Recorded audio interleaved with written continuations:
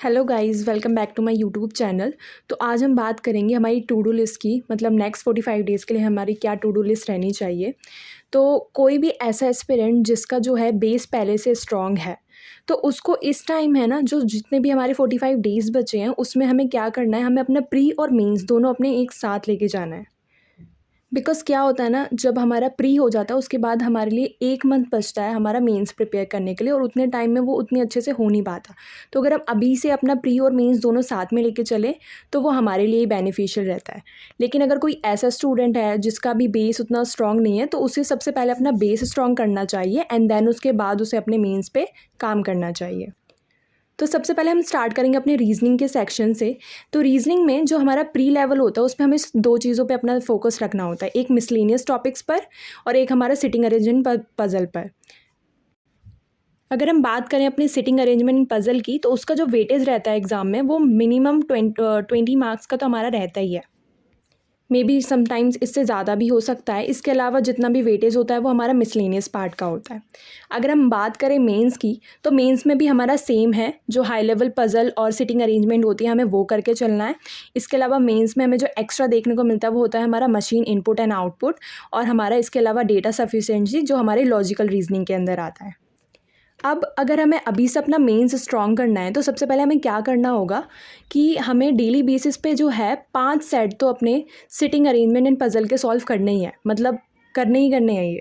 इसके अलावा आप 1 से 2 सेट जो है मशीन इनपुट आउटपुट का डेली सॉल्व कर सकते हैं। और रही बात ये लॉजिकल रीजनिंग की, तो ये तो हो ही जाता है। मतलब अगर हमें इसमें सिर्फ हमें फोकस चाहिए होता है, जैसे हमें मतलब इंग्लिश में आरसी सॉल्व करने के लिए फोकस चाहिए होता है, वैसे ही इसमें लॉजिकल रीजनिंग में भी हमें एक अच्छा फोकस चाहिए होता है अपने क्वेश्चन सॉल्व करने के लिए। अब हम बात करते हैं अपने मैथ्स की।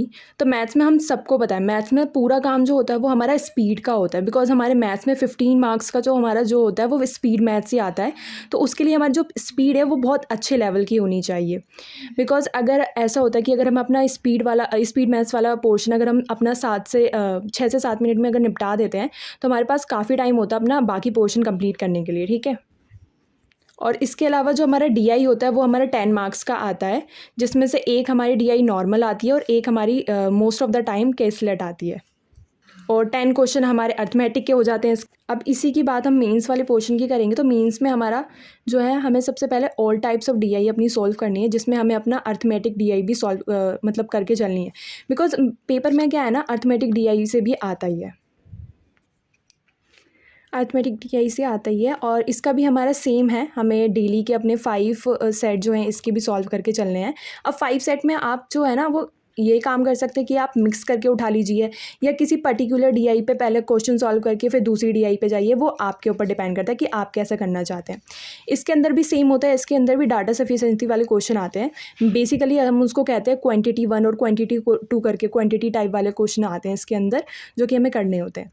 इसके अलावा इसमें अर्थमेटिक भी आती है मेंस के लेवल की। जो पीओ होता है उसमें अर्थमेटिक नहीं आती मेंस लेवल की, उसमें डीआई आती है, बट इसके अंदर जो है अर्थमेटिक आती है मेंस लेवल की। तो हमें उसे भी प्रिपेयर करके चलना है अपने साथ के साथ। और अगर मैं बात करूँ इसमें मेंस की, ये तभी हम कर सकते हैं अगर जो हमारा बेस है मैथ्स में वो स्ट्रॉन्ग है। बिकॉज अगर हमारे अर्थमेटिक का जो बेसिक है वो हमारा स्ट्रॉन्ग है, तो हम आराम से मेंस का कर सकते हैं। अब हम बात कर रहे थे अपने इंग्लिश की। इंग्लिश में भी प्री और मेंस का सेम ही रहता है लगभग, मतलब आरसी रहता है। प्री में अपने हिसाब से आती है और मेंस में अपने हिसाब से आती है। इसके अलावा पैरा जंबल हो गए, मिस स्पेलिंग वाली जो होती हैं जिसमें हमें स्पेलिंग डिटेक्ट करनी होती है, उसके अलावा एरर डिटेक्शन हो गए और क्लोज टेस्ट हो गए। ये सारी चीज़ें ना हमेशा आपको मॉक में देखने को मिलेंगी, ये आनी है, कंपलसरी है ये सारी चीज़ें। और आरसी के लिए सबसे बेस्ट चीज़ जो हमें पता है, आरसी के लिए हमारी होनी चाहिए अच्छी अंडरस्टैंडिंग, ठीक है, कि हमारी अंडरस्टैंडिंग कितनी अच्छी है आरसी में। और हमारी अंडरस्टैंडिंग तभी अच्छी हो सकती है अगर हम डेली बेसिस पे जो है रीडिंग करें।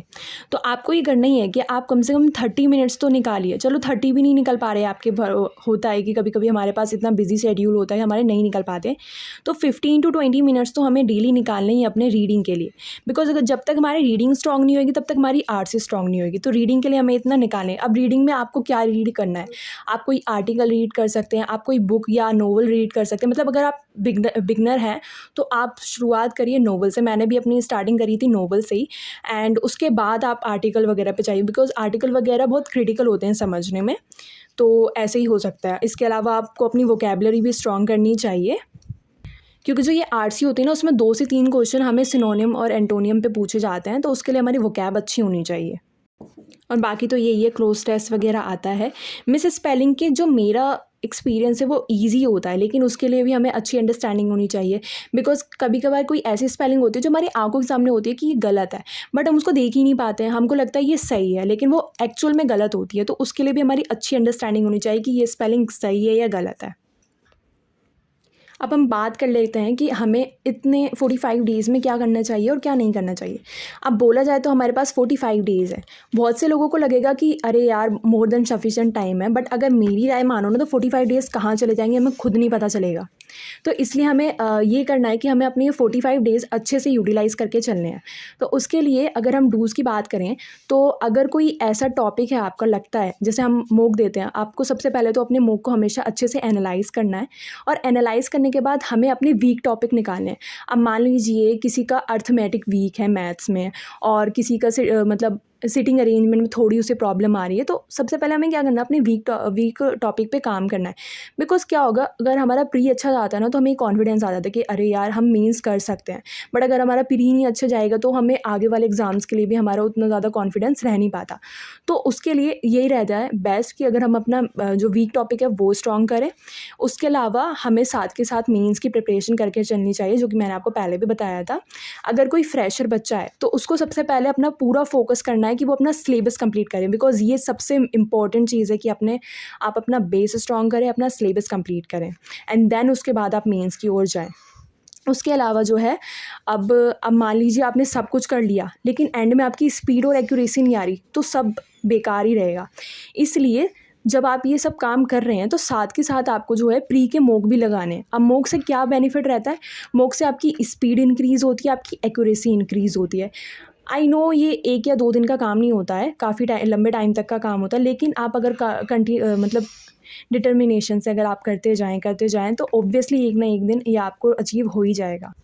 तो आपको यही काम करना है, आपको अपनी स्पीड एंड एक्यूरेसी, बिकॉज़ ये एक ऐसी चीज़ें हैं जो हमें जो हमारा एग्ज़ाम बना भी सकते हैं और हमारा एग्ज़ाम बिगाड़ भी सकते हैं। एंड इसके अलावा जो अगर हम डोंट की बात करें, तो जैसे मोस्ट ऑफ द स्टूडेंट्स क्या होता है ना, वो सोचते हैं कि हम क्लासेस देख लेंगे, हमारा काम हो जाएगा, लेकिन ऐसा नहीं होता। हमें ज़्यादा टाइम अपना वेस्ट नहीं करना है इस टाइम क्लासेस में, बिकॉज़ जितनी ज़्यादा हम अपनी सेल्फ स्टडी करेंगे उतना ही हमारे लिए बेनिफिट होगा। क्लासेस से कुछ नहीं होने वाला। मतलब ये नहीं कह रही कि आप क्लासेस मत देखिए, अगर आपका कोई ऐसा टॉपिक है जो आपको लगता है वीक है, तो ऑब्वियसली आप उसके रिगार्डिंग क्लास देखिए, आप वहाँ से अंडरस्टैंड करिए उस टॉपिक को, एंड देन उसके बाद अपनी आप सेल्फ स्टडीज़ के ऊपर आइए। उसके अलावा आपको फालतू का कोई टाइम वेस्ट नहीं करना, बिकॉज़ 45 डेज़ बचे हैं, लास्ट अपॉर्चुनिटी दिस ईयर, और जॉब लेनी ही लेनी है, तो हमें टाइम वेस्ट नहीं करना है इधर-उधर। हम सोचें कि अरे यार 45 डेज़ है, चल एक काम करते हैं, बीच में कोई ब्रेक ले लेते हैं, उसके बाद कल से कंटिन्यू करेंगे। मेरा खुद का पर्सनल एक्सपीरियंस है, जब हम बीच में ब्रेक लेते हैं ना, उसके बाद हम अपनी स्टडी स्टार्ट करते हैं, तो वो फ़ोकस आ ही नहीं पाता है। इसलिए हमेशा अपनी पढ़ाई में कंसिस्ट रहिए, बिकॉज़ यही टाइम है जब हम अपनी मेहनत कर सकते हैं और कुछ अचीव कर सकते हैं। बिकॉज़ आगे जाके आपको ये कोई नहीं पूछने वाला कि आपने प्रिपरेशन में कितना टाइम लगाया था, वो सिर्फ ये पूछेंगे कि तुमने क्या अचीव कर लिया अपनी लाइफ में। तो आप टाइम पे फोकस मत करो कि हाय मेरे को इतना टाइम लग रहा है एग्ज़ाम में, बस ये सोचो कि जब आपकी जॉब लग जाएगी तब कितना अच्छा टाइम आने वाला है। अब इसके अलावा क्या होता है, बहुत से स्टूडेंट होते हैं जिनके दिमाग में चलता है सिर्फ प्री करना है हमें। भाई प्री करके क्या जाओगे अगर तुम मेंस नहीं कर पाओगे तो। इसलिए प्री और मेंस दोनों साथ में लेके चलो। मैंने भी, अब मेरा जो IBPS PO हुआ था, मेरा भी यही था कि चलो पहले प्री कर लेती हूँ, उसके बाद मेंस में देखूँगी, बट मुझे पता है कि मेंस कैसा आया था। एंड कभी भी आप ये मत सोचना कि मेंस में ये टॉपिक मैं करके चलता हूँ, अरे रीजनिंग, बहुत से बच्चों का होता है अरे मेंस में रीजनिंग तो यार हो ही जाएगा, बाकी सब्जेक्टों पर ज़्यादा ध्यान देते हैं। बट मेरी राय मानो भाई, IBPS PO के जो अभी मेंस हुआ था ना, उसमें रीजनिंग अनएक्सपेक्टेड आया था। मतलब तुम बता नहीं सकते कि कैसा आया था। जो जिन बच्चों, मेरे को भी रीजनिंग बहुत अच्छी लगती है, मतलब मेरे भी ठीक मार्क्स आते हैं रीजनिंग में। एंड जब मैंने वहाँ पे रीजनिंग का एग्ज़ाम देखा, मैंने कहा भाई ये तो बिल्कुल अनएक्सपेक्टेड है, मतलब लगा ही नहीं था कि रीजनिंग है भी कहीं से भी। एंड उसके अलावा आपको कभी भी अपनी डेडिकेशन खोने नहीं देनी, आपको हमेशा अपने स्टडी में डेडिकेशन बना के चलनी है, बिकॉज डेडिकेशन से ही हम कुछ अचीव कर सकते हैं अपनी लाइफ में। इसके अलावा हमारा कुछ नहीं होने वाला। एंड बाकी तो यही है, एक वो लाइन अच्छी होती है कि हमें कभी भी अपने मार्क्स पे डिपेंड नहीं करना। हमें ये नहीं सोचना कि अरे यार हमारा प्री क्लियर होगा या नहीं होगा। हमें जो करना है वो हमें अपना 100% देना है किसी चीज़ को। जब हम अपना 100% देते हैं ना किसी चीज़ को, तो वो अपने आप अचीव हो ही जाती है। तो हमें ये फ़ोकस नहीं करना कि हम पास होंगे या फ़ेल, हमें अपना 100% देना है, बाकी तो रिज़ल्ट पे डिपेंड करता है भाई। बाकी इस वीडियो में सिर्फ इतना ही था। Hope you like the video and hope you like the video and if you have any doubts you can ask me in the comment section. Also do like the video and subscribe my channel. अगर मैं बीच में कभी मेरी बोलने में कुछ problem आ रही हो तो उसके लिए माफ़ करना, बिकॉज मैं वीडियो इतनी मेरे को अभी नॉलेज नहीं है वीडियो की, तो बीच बीच में मैं हम्बल कर जाती हूँ, उसके लिए आई एम सॉरी। बाकी सो कीप प्रैक्टिसिंग और अपना बेस्ट दीजिए एग्ज़ाम में, बाकी जो होगा देखा जाएगा। And all the best for your preparation again and best of luck. Thank you, bye.